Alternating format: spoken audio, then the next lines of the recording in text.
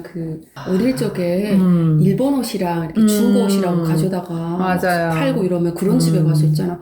와, 이렇게 좋은 옷을 입는 일본 사람들 얼마나 좋을까. 솔직히 한국 옷보다는 일본 옷이 훨씬 많았잖아. 한국하고의 교류가 거의 없었죠. 그때 막 만경벙어, 두루벙어 기억이 나요. 일본하고의 교류가 엄청 활성화되면서 일본 제품들이 많이 들어왔었죠.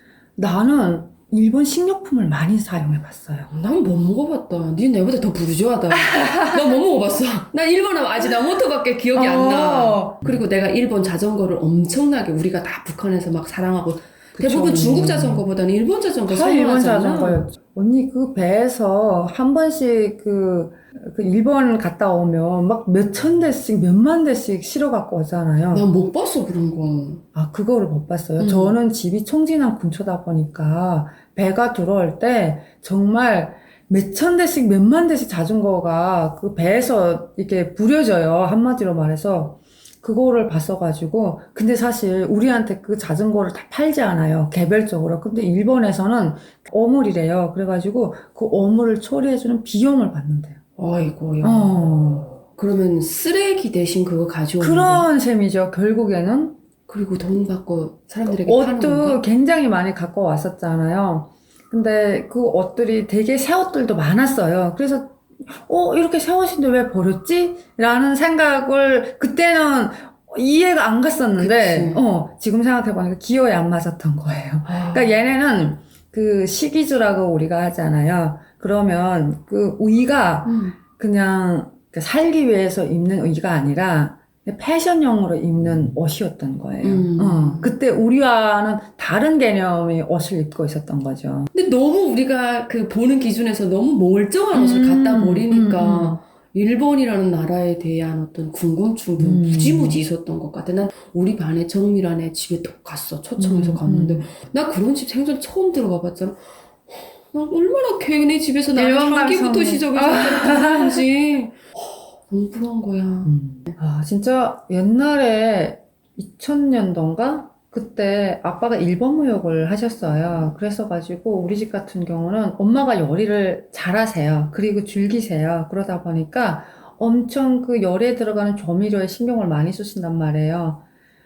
그래서 부탁을 했죠. 뭐, 맛내기라든지, 아까 말했던, 그 간장이라든지, 이런 것들을 좀 사다 달라. 그래서 내가, 초등학교인가?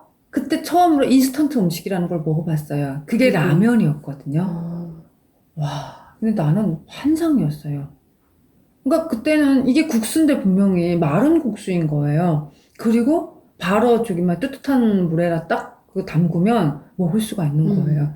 근데 그 맛을 아직도 잊지를 못해요. 너무 맛있었어가지고. 그리고 만두도 왔었어요. 이렇게 다 말린 만두가.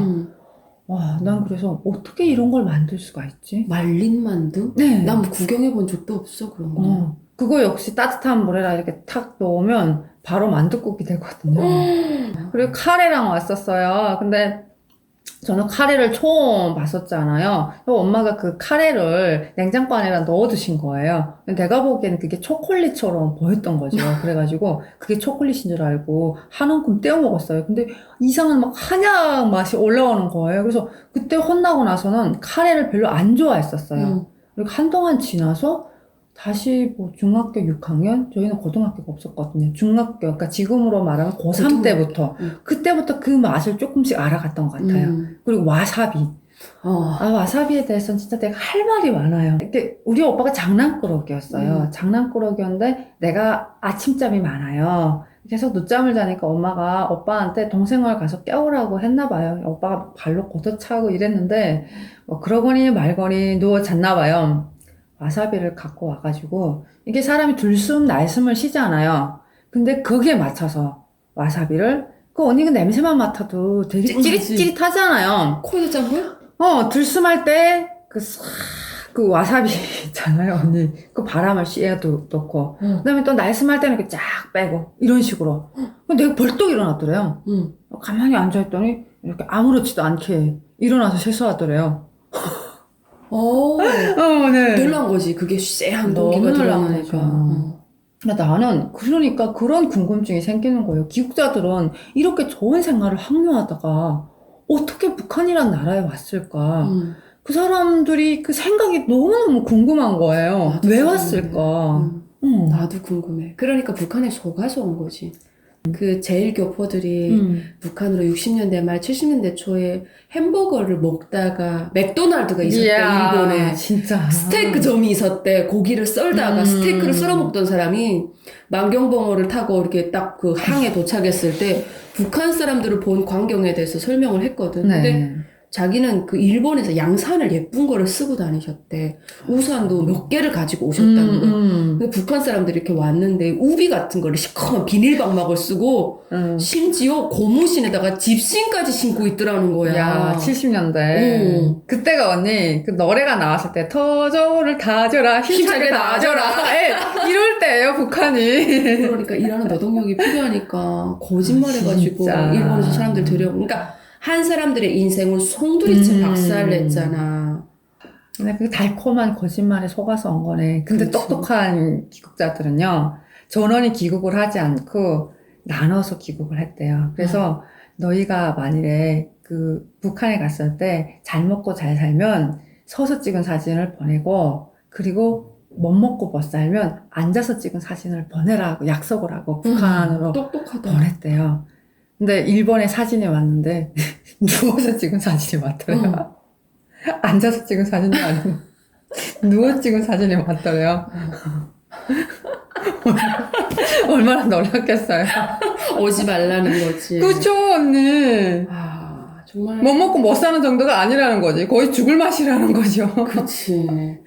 아니, 난 그래서 말했잖아요. 일본에 대한 한상을 나보다는 우리 엄마가 더 많이 갖고 있었어요. 그렇겠다. 네, 그리고 나도 엄마 영향을 받았어가지고 옷을 살 때 그래도 기본적으로 이렇게 상표를 뒤집어 보는 버릇이 있었어요. 그치, 북한에서. 그러니까 우리가 그때 입을 수 있는 옷이 두 종류의 옷이었어요. 메이드 인 차이나랑 1번. 메이드 인 저팬, 그리고 메이드 인 코리아가 가끔씩 들어갔어요. 진짜 조금씩. 가물에 콩나듯. 그치. 네, 가끔씩 들어왔었는데 나는 이렇게 상표를 보는 버릇이 있어가지고 옷을 입어보기도 전에 딱 보고 메이드 인 차이나 안 보는 거야. 아예.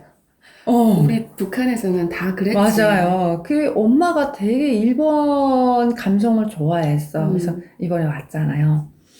여행을 계획했어요. 일본 여행을 가는데 또 우리 엄마를 빼놓을 순 없죠. 엄마가 너무나도 바라던 그런 곳이었으니까. 그래서 엄마를 모시고 갔어요. 엄마가 일본 쫙 다녀보고 오면서 하는 얘기, 아우, 괜히 갔다. 그러니까, 일본이라는 곳에 대해서 한상을 갖고 갔는데, 우리가 이미 대한민국을 경험했잖아요. 근데 한국이 너무 빨리 발전을 하다 보니까, 일본하고 한국이 차이가 없는 거예요. 아, 맞아. 그래서 친근감을 느꼈나 보다. 오히려 시스템 같은 거는 너무너무 비슷했고, 그리고 어떤 부분에 한해서는 좀 모자란 부분도 당연히 있었고, 그리고 다른 또 부분은 이런 부분은 좀 앞섰네? 라고 생각되는 부분도 있었어요. 근데 확실한 거는 별 차이가 없었다. 일본과 대한민국. 네. 그렇지. 그냥 글자만 달랐다 저거. 그 정도였어요. 그래서 그치. 저는 사실 다음 여행지를 물어본다면 굳이 일본은 안 갈 것 같아요. 좀 더 다른 문화를 경험해보고 싶어가지고 유럽 쪽으로 갈 것 같아요. 유럽에 한번 가봐. 영국, 프랑스 막 이런데. 1월 1일 날 이렇게 되면 무슨 교육 원조비하고 장학금 받았다면서 일본 애들이 와서 풀락풀락 거리면서 춤추고 가잖아.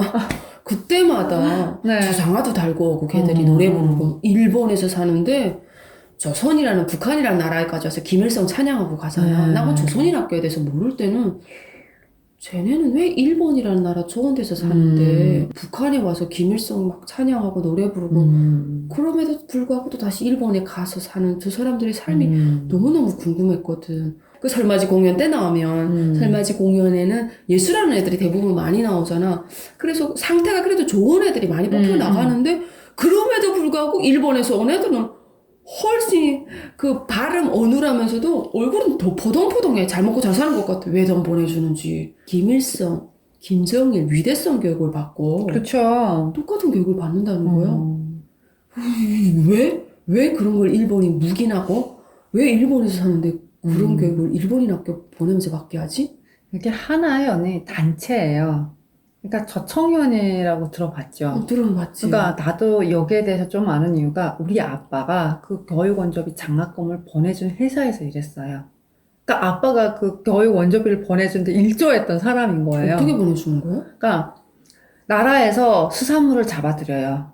뭐 새우, 문어, 해삼 이런 것들을 일본에 보내요. 그러면 걔네가 그거를 헐값에 가격 처리를 해가지고 보내는 거예요, 아빠한테. 그리고 그거의 몇십 배에 달하는 돈으로 본인들이 다시 팔아가지고 혹은 재가공을 해가지고 수익을 창출하죠. 그 수익으로 교육 원조 비용을 감당하는 거예요.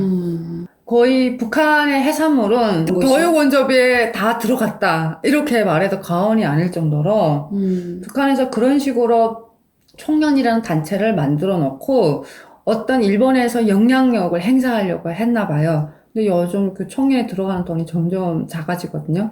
네. 줄 수가 그래서 없이 거지 저 같은 청년에 거지. 탈퇴해가지고 그 한국에서 또 세운 단체가 있대요. 거기로 다 간대요. 아, 그쵸, 얘네들 결국에는 돈 때문에 그런 돈 때문이라는 거예요, 내 조선인 학교를 말은. 간다는 사상성이 투철해서가 아니라, 왜냐면 거기 가면 그 돈을 지원해주니까, 언니. 그 돈으로 꼬시는 거예요, 결국에는. 진짜 것 같아. 어이없죠. 우리 가난해가지고 못 먹고 못 살 때도, 저기 어디지? 방글라데시인가? 거기에라 또 막 후원금이랑 보내줬잖아요. 명분을 중요하게 난 그게 이해가 안 생각합니다. 간다는 거예요. 지 나라 국민도 못 챙기면서 무슨 그렇게 난 얘기를 많이 해요? 옛날에 우리 할머니가 나는 일본 집에서 부엌대기 했는데 일주일 동안 애 봐주고 갈 때마다 엄마랑 같이 밥해 먹고 또 누룽지도 먹으라고 말린 누룽지를 이만큼 싸줘가지고 그걸 가지고 와서 배는 불리 먹었대. 엄마가 막 엄마 무슨 말을 그런 얘기를 애한테 해주냐고 큰일 나겠다면서 그런 얘기 하지 말라고 막 그러는 거야. 아니다. 내 주인 집에 일본 그 아줌마는 그렇게 악독하지가 않았어. 그 말이 잔잔하게 난 아직도 여운이 남았다. 근데 뭐냐고 지금은. 그러니까 일제시대 때보다 더 못한 거지. 그지. 그거를 지금 은유적으로 얘기한 거야. 근데 지금 뭐야? 어. 그때는 부산도 가고 다 갔다는 거야. 철도가 있었잖아. 근데 지금은 여행 증명서가 없이는 못 움직이게 한다. 이런 거였어. 그래가지고 우리가 해방이 되고 나서 북한이 그래도 굉장히 유리한 위치에 있었잖아요. 공업국가였단 말이에요. 그래도 대한민국은 농업국가였잖아요. 공장이 다 위쪽에 있었지. 네. 그 공장을 아직까지 우려먹어요. 나는 너무 이해가 안 가는 거예요. 그러니까 정권을 잡고 나서 몇 년이 흘렀어요, 언니? 80년 아니야? 근데 뭐 하나 일도 세운 게 없어. 그러니까 내가 말하는 일도 세웠다고 말하는 거는 어떤 건물을 말하는 게 아니에요. 제철소, 제강소, 무슨 비날론 공장 그대로예요. 일본에서 건설했던 거 그대로예요.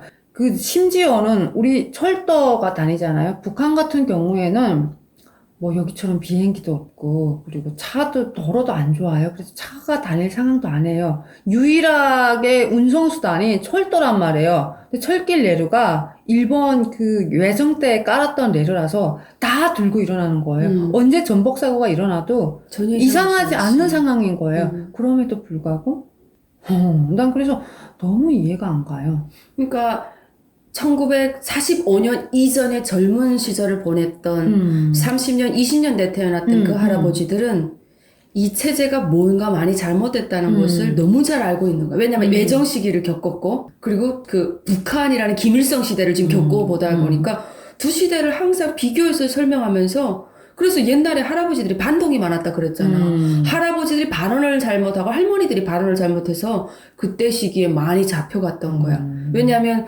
50년대, 60년대 태어나신 분들은 북한만 보셨는데 그 이전에 태어나신 분들은 일제시대를 경험했던 거야. 그러니까 이게 김일성이 통치하는 지금이 일제시대보다 훨씬 못하다는 거에 대해서 불만을 막 표출했던 거야. 비교하면서. 일제 때도 우리가 이 정도는 아니었는데 라고 많이 얘기했다고 하더라고. 그래서 그게 좀 이해가 되더라고. 북한 교육하고 너무 이게 괴리가 되는 거지.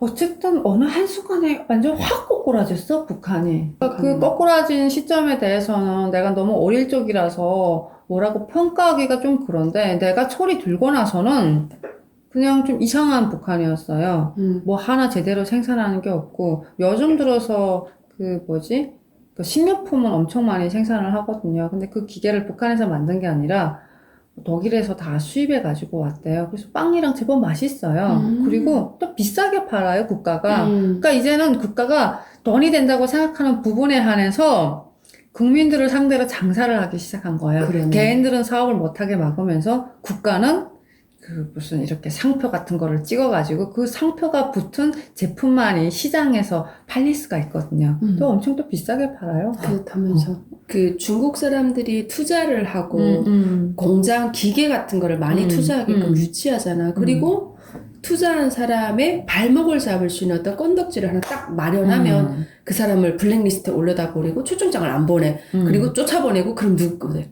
우리 거 이렇게 되는 거야. 그런 수법을 나진도 되게 많이 써서 항의도 좀 많았고 그거에 대해서 요청장을 내달라고 해도 초청장을 북한 측에서 안 돼요. 그 사람은 안기부돈 먹은 사람이 블랙리스트 올리면 그 사람 영원히 찾을 수 없는 거야. 그 돈을. 그런 방식으로 북한이 끌고 가는 방식으로 많이 폭리를 취했지. 그러니까 그 공산당의 수법은 남의 거 가져다가 약간 올려가지고 어느 정도 건물이 올라가고 어느 정도 기계가 투자가 됐을 때 시기들을 기다렸다가 북한 말로 말하면 창치는 수법으로 강도적 수법으로 그렇게 해주는 거야. 중국도 그런 수법 많이 쓰잖아요. 네. 우리는 글로벌화 되겠다. 빨리 많이 들어오라. 이렇게 회유를 하고서는 들어오면 또 머른쎄하고 그런 일이 있었는가 이러면서 작년에 또 운 좋게 유럽도 가보고 하면서 세상이 하나로 연결됐다는 느낌이 들었어. 그게 정말 세상은 하나로 연결되었는데 북한만 동떨어져서 구석기 시대를 살아가는구나.